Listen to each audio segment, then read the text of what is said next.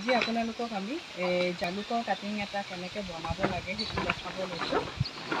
এডাল এডাল জালুকৰ ডাল হয়, ইয়াৰ পৰা আমি কাটিং তৈয়াৰ কৰিম। আমি কাটিংখিনি কৰি ৰাখিছোঁ।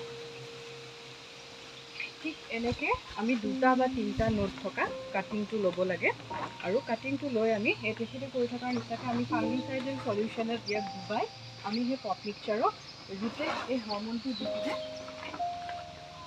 এই হৰম'নটো ইয়াত লগাই পিনে আমি পট মিক্সাৰত ভৰাই দিম।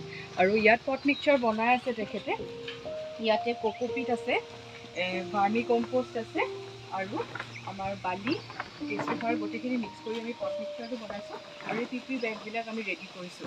ৰেডি কৰি এই পিপি বেগবিলাকত এই কাটিংবিলাক আমি ঠিক এনেকৈ ৰুটেক্স হৰম'নটো লগাই পিনে এই বেগখিনি লগাই দিছোঁ। এনেকৈ আমি হেলনীয়াকৈ ইয়াত লগাই দিম। লগাই দিয়াৰ পিছত অকণমান গুৰিটো দবাই দিব লাগিব। তাৰপিছত আমাৰ এইখিনি প্ৰায় আমি ৰেডি কৰিছোঁৱে। ইয়াতে 500মান কাটিং আছে। এই কাটিংখিনি 15 দিনমানৰ পিছত ধুনীয়াকৈ পাত আহিব। পাত অহাৰ পিছত প্ৰায় 3 মাহৰ মূৰত আমি এই কাটিংখিনি বাহিৰত ওলাই দিবলৈ ৰেডি হৈ যাব।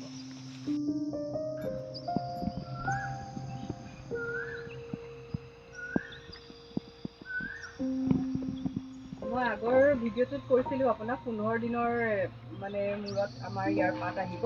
এইটো চাওক কি ধুনীয়াকৈ ইয়াৰ কোঁহটো আহিছে। আজি 15 দিনেই হৈছে। এই কোঁহটো অহাৰ পিছত এনেকৈ পাত ওলাব।